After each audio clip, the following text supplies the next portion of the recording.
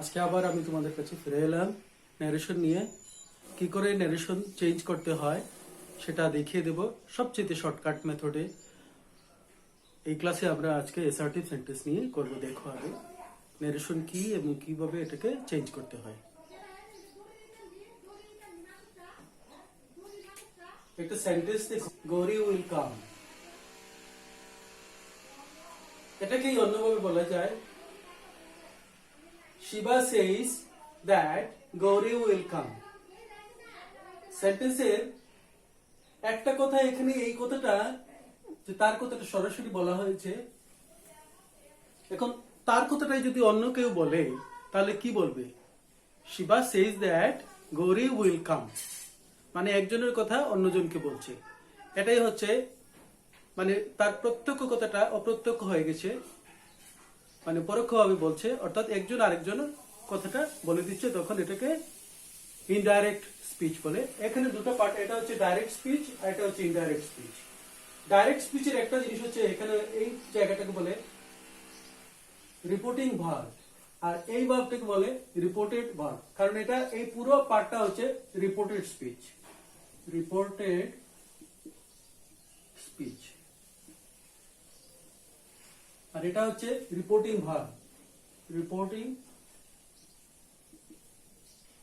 Verb. যখন direct থেকে indirect হবে তখন এই কমাটা উইথড্র হবে, এটা চলে যাবে। এখানে ইনভার্টেড কমা যেটা ছিল সেটা আর থাকবে না, যুক্ত হয়ে যাবে দ্যাট দিয়ে। এই দুইটা পার্ট যুক্ত হবে দ্যাট দিয়ে। এটা প্রেজেন্টে ছিল, ওটা ফিউচারে ছিল, তাই এটা চেঞ্জ হয়নি, যেমন আছে তেমনই বসে গেছে। Shiva says that Gauri will come, ওটা ডাইরেক্ট ছিল, এটা ইনডাইরেক্ট হয়ে গেল। এইভাবে ডাইরেক্ট থেকে ইনডাইরেক্টে পরিবর্তিত হয়। তো এটা আমরা জানলাম একজনের কথা অন্যজন কি করে বলে। আরো বাকি সেন্টেন্স গুলোতে আমরা জানবো তার রুল আছে, সেই রুলগুলো আমরা জানবো। ডাইরেক্ট আমরা রুলে আসছি না, কিছুটা এক্সাম্পলের মাধ্যমে সেটা আমি এক্সপ্লেন করে দিচ্ছি, তারপরে দেখবে এটার সাথে রুলগুলো মিলে যাচ্ছে।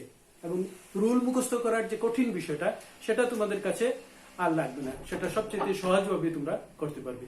দেখো আমি এটা করি। She said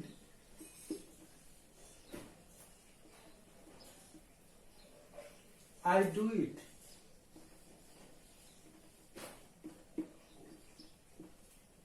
তো এই জায়গাটা হচ্ছে এই পার্টটা সেন্টেন্সের যে বলছে she said দিয়ে কমা দিয়েছে, ইনভার্টেড কমা দিয়েছে, লিখছে I do it। তো এটাকে ইনডাইরেক্ট যখন করব, এটা হচ্ছে ডাইরেক্ট।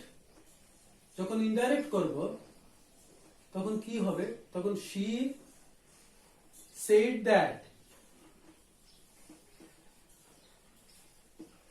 দ্যাট একটা লেগে গেছে, কমা উঠে গেছে, I do it। এই যে আইটা, এটা কাকে রিপোর্ট করছি, কাকে বুঝাচ্ছি? এই she said এই সাবজেক্টটাকে বুঝাচ্ছে, যে তাকে ইন্ডিকেট করছে, তাই আইটা হয়ে যাবে she। আর এটা যেহেতু প্রেজেন্ট ছিল, রিপোর্টিং ভার্ব যে টেন্স আছে সেই টেন্সে ওটা পরিবর্তিত হয়ে যাবে, হবে she did it, হয়ে গেল ইনডাইরেক্ট। তো আমরা এটা বুঝতে পারলাম যে প্রথমত কমাটা উঠবে, দ্যাট দিয়ে যুক্ত হবে, এবং দ্যাট দিয়ে যুক্ত হওয়ার পরে সেই যে সাবজেক্টটা, রিপোর্টেড স্পিচের সাবজেক্টটা পরিবর্তিত হবে করেসপন্ডিং সাবজেক্টের উপরে, রিপোর্টিং স্পিচের সাবজেক্টের উপরে। এবারটা যে টেন্স আছে সেই টেন্সটা পরিবর্তিত হবে রিপোর্টিং ভার্বের যে টেন্স আছে সেই টেন্স অনুযায়ী। সেটা পাস্ট ছিল, তো এটা পাস্ট হয়ে গেছে, সিম্পল পাস্ট হয়ে গেছে। তো এইভাবে এটা ডাইরেক্ট থেকে ইনডাইরেক্ট হয়ে যায়। এবার যদি কন্টিনিউয়াস হয় তাহলে আরেকটা এক্সাম্পল দিয়ে দেখাই। He said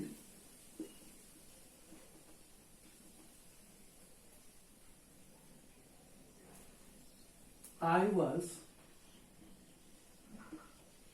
writing a letter.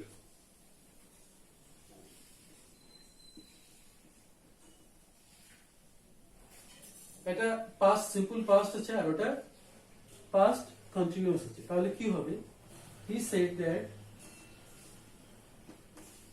That লাগবে, যুক্ত হবে, ইনভার্টেড কমা উঠে যাবে। আইটা মানে এই হি কে ইন্ডিকেট করছে, তাই এটা হবে হি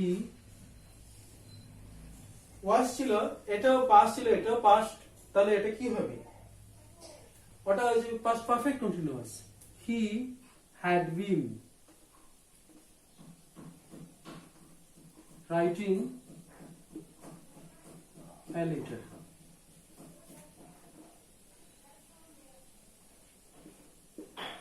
হয়ে গেল ডাইরেক্ট থেকে ইনডাইরেক্ট, এটা ছিল ডাইরেক্ট, ওটা হয়ে গেছে ইনডাইরেক্ট।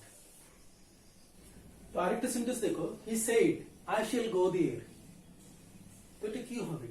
এই যে জায়গাটা হি, রিপোর্টিং ভার্বটা পাস্ট টেন্স হচ্ছে simple past, he said, that লাগবে, কমা উঠে দ্যাট লেগে গেল, আই শ্যাল গো দেয়ার, এই হি কে রিপোর্ট করছে, ইন্ডিকেট করছে আই, তার মানে হবে হি, আর শ্যালটা শ্যাল থাকবে না, এটা হয়ে যাবে উড, উড গো দেয়ার। তো এটা আমরা জেনে গেলাম, কারণ এটা পাস্ট থাকার কারণে, পাস্ট থাকার কারণে সেটা কি হয়েছে, সেটাও পাস্টে এসে গেছে। এটা ফিউচারে ছিল, ফিউচার ছিল, তবু এটা এটার পাস্ট হওয়ার কারণে রিপোর্টিং ভার্বটা পাস্ট ছিল, এই কারণে এটা ফিউচারটা সিম্পল পাস্টে উঠে গেছে, শ্যালটা উড হয়ে গেছে, এটাও পাস্ট হয়ে গেছে, পাস্ট হয়ে শ্যাল কি হলো, উড হয়ে গেছে। এটা যদি উইলও থাকে, উইল থাকলেও শ্যাল উইল এগুলা উড হয়ে যাবে, এটা আমরা একটা রুল জানলাম। আরেকটা সেন্টেন্স দেখো, he said my daughter leaves for my shift tomorrow, তো এখানে এটা সিম্পল প্রেজেন্ট কিন্তু এটা ফিউচার হিসেবে ইউজ হয়েছে, তখন কি হবে? তখন এটা হবে হি সেড দ্যাট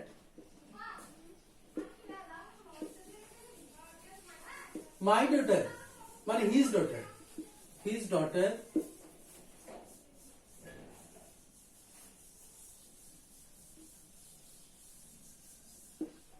লিভস ফর, এটা যে সিম্পল প্রেজেন্ট ছিল, সিম্পল প্রেজেন্ট, এটা হয়ে যাবে উড দিয়ে লেগে যাবে, উড সঙ্গে ভার্ব লাগবে, উড লিভ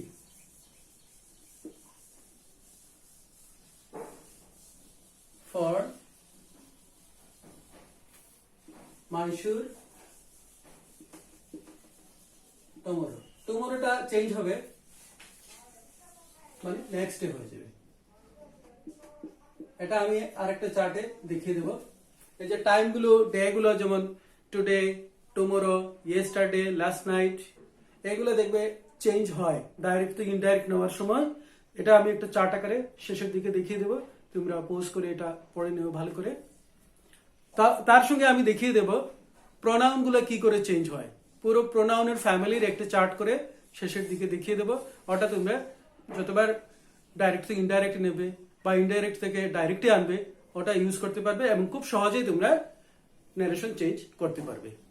চলো আরো কয়েকটা আমি সেন্টেন্স দেখিয়ে দেই কিভাবে আসে। যদি ইউনিভার্সাল ট্রুথ হয় তাহলে কি হবে? তাহলে বা হ্যাবিচুয়াল ফ্যাক্ট বা হিস্ট্রি, মানে universal truth, universal truth, habitual fact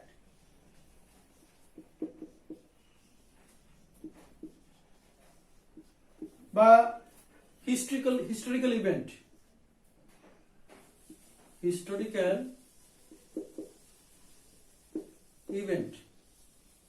এগুলো যদি হয় রিপোর্টেড স্পিচটা, তাহলে শুধু দ্যাট দিয়ে এটা টেন্স যা আছে তাই থেকে যাবে।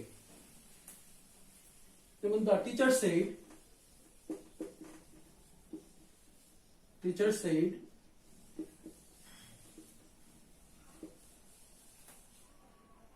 যেটা universal truth, honesty is the best policy.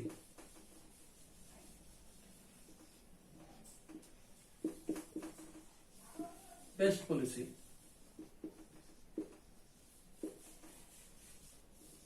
ওটা দেখো থেকে যাবে যেমন আছে তেমনই। কি হবে? Indirectly the teacher said that honesty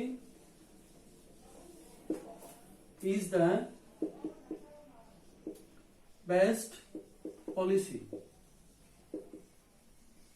হয়ে গেল, এই কমাটা উঠলো, দ্যাট লাগলো, ইনভার্টেড কমাটা উঠলো, আর এই সেন্টেন্সটা যেমন আছে তেমনই বসে গেল, তার টেন্সও ঠিক থাকলো, এটা টেন্সটাও ঠিক থাকলো, কারণ এটা universal truth.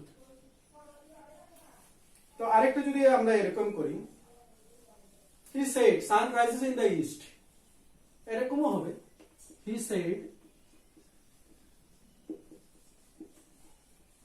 the sun rises in the east.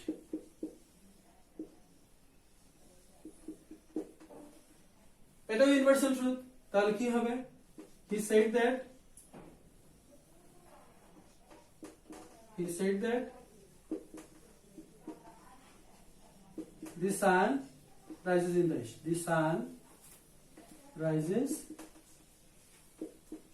in the east.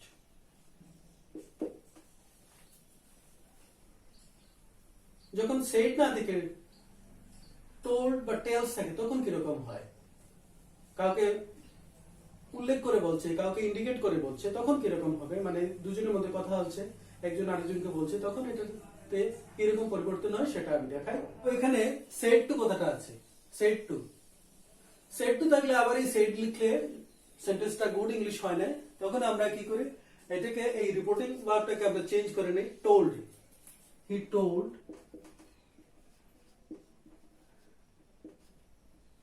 Ram that Joynal লেগেছে দ্যাট, এই কমাটা উঠে গেল, ইনভার্টেড কমা উঠে যাবে। এখন ইউ বলতে কাকে বোঝাচ্ছে? He told Ram that you are right, এই ইউ এই রামটাকে ইন্ডিকেট করছে, আর এটা প্রেজেন্ট টেন্স আছে, এটাও পাস্ট হয়ে যাবে, কারণ রিপোর্টিং স্পিচের ভার্ব পাস্ট টেন্সে আছে, এর জন্য রিপোর্টেড স্পিচের ভার্বটাও পাস্ট টেন্সে চলে যাবে, সিম্পল পাস্টে চলে যাবে, হবে হি ওয়াজ রাইট।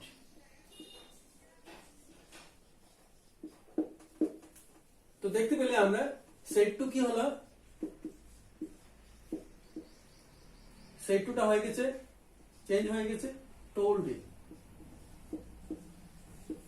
তো বুঝতে পারলে কিরকম একজন আরেকজনকে যখন বললো তখন সেট টু ছিল, সেট টুটা কি হয়ে যায়? টোল্ড হয়ে যায়।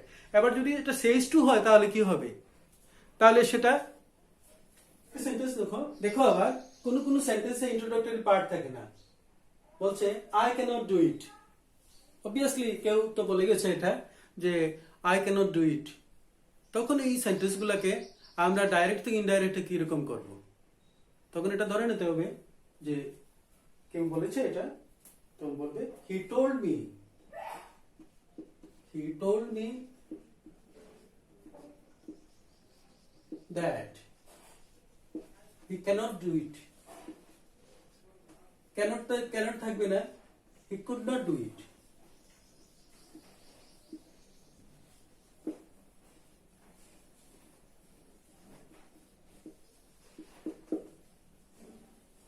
এই যে কুডটা লাগলো, নেগেটিভ ক্যানটা কুড হয়ে গেছে, বারটা ঠিক রয়েছে, দ্যাট যুক্ত হয়েছে, হি টোল্ড কি একটা পার্ট, এটা ইনক্লুড হয়ে গেছে, এটা ইনডাইরেক্ট। তো এইভাবে ইন্ট্রোডাক্টরি পার্ট মানে ইন্ট্রোডাক্টরি পোরশন না থাকলে এরকম হি টোল্ড মি বা সামওয়ান টোল্ড মি, এইরকম এটা বলতে হবে, বলে তারপর এইটাকে পাস্ট টেন্সে কনভার্ট করে নিতে হবে, তাহলে দেখবে খুব সহজে পেয়ে গেছো ডাইরেক্ট থেকে ইনডাইরেক্ট সেন্টেন্স। তো বাকি যে সেন্টেন্সগুলো আরো আছে, ইন্টারোগেটিভ, ইম্পারেটিভ, এক্সক্লেমেটরি, এগুলা কি করে হয় পরবর্তী ভিডিওগুলোতে ধাপে ধাপে দেখিয়ে দেবো, দেখবে আরো দুই তিনটা লেসনে খুব সহজে শেষ হয়ে যাবে। তাই তোমরা বাকি ভিডিওগুলো একদম শুরু থেকে শেষ অবধি দেখবে, তাহলে দেখবে ন্যারেশনের মতো একটা কঠিন বিষয় সবচেয়ে সহজ হয়ে গেছে।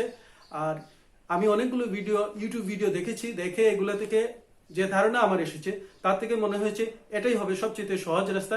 তোমরা বাকি লেসনগুলো, বাকি ভিডিওগুলো তো দেখো। তোমাদেরকে আমি প্রথমে বলেছিলাম যে চার্ট অফ প্রোনাউন ফ্যামিলিটা দেখাবো। এখানে আমি দেখাচ্ছি এগুলা কি হয় যখন চেঞ্জ হয়। কখন I, my, mine, myself, we, our, ours, ourselves, you, your, yours, yourself, yourselves, he, his, him, himself, she, her, hers, herself, they, their, theirs, themselves। তো এটা যখন রিপোর্টেড স্পিচের যে সাবজেক্ট থাকবে, সাবজেক্টের প্রোনাউন যেটা থাকবে, সেই প্রোনাউনটা রিপোর্টিং স্পিচের সাবজেক্ট অনুযায়ী পরিবর্তিত হবে। সেই করেসপন্ডিং সাবজেক্ট অনুযায়ী এগুলো পরিবর্তিত হবে সেই প্রোনাউনগুলো। তো এখানে আমি চার্টের একটা দেখিয়ে দিলাম, সবগুলা তোমরা ভালো করে শিখে নিও, বারবার চর্চা করো, দেখবে এটা খুব কাজে লাগছে। আরেকটা চার্ট আমি দেখাচ্ছি যেটা টাইমিং এর, ডেজ গুলা, টাইম গুলা যখন চেঞ্জ হয় সেগুলা কিভাবে ব্যবহার করতে হয় ওটাও তোমরা ভালো করে পড়ে নিও, প্র্যাকটিস করে নেবে প্রত্যেকটা টাইম ইউজ করে। তাহলে দেখবে ন্যারেশন গুলো চেঞ্জ করতে এত সহজে চেঞ্জ করতে পারছো যা আগে কোনোদিন ভাবতেও পারো নাই। তো এগুলো ভালো করে চর্চা করো। বাকি সেন্টেন্স গুলো, বাকি যে আলাদা ক্যাটাগরির যে সেন্টেন্স যেগুলো রয়েছে, ইন্টারোগেটিভ, ইম্পারেটিভ, এক্সক্লেমেটরি, সেইগুলা কি করে চেঞ্জ করতে হয় বাকি ভিডিওগুলোতে, বাকি লেসনগুলোতে আমি নিয়ে আসছি। এবং লেসনগুলো শুরু থেকে শেষ অবধি দেখবে। ভালো লাগলে লাইক করবে, শেয়ার করবে, কমেন্টস করবে। তোমাদেরকে বলেছিলাম যে আমি আরেকটা chart of time for changing direct to indirect speech কি করে হবে সেটা দেবো। এখানে দিয়েছি দেখো, this, that, this day, that day, this days, those days, here, there, today, that day, yesterday, the previous day, tomorrow, the following day, at the moment, at that moment, ago, before, অথবা earlier or earlier, last night, the night before, tonight, that night। তো তোমাদেরকে আমি দুটো চার্টও দিলাম সঙ্গে। তো এইগুলা বাকি সেন্টেন্স গুলো যখন চেঞ্জ করবে ডাইরেক্ট থেকে ন্যারেশন, ডাইরেক্ট থেকে ইনডাইরেক্ট স্পিচে, অথবা ইনডাইরেক্ট থেকে ডাইরেক্টে, তখন তোমরা এগুলা খুব ভালো করে ব্যবহার করতে পারবে। এবং এইভাবে ব্যবহার করে ন্যারেশন গুলো দেখবে তোমরা খুব সহজে করতে পারছো।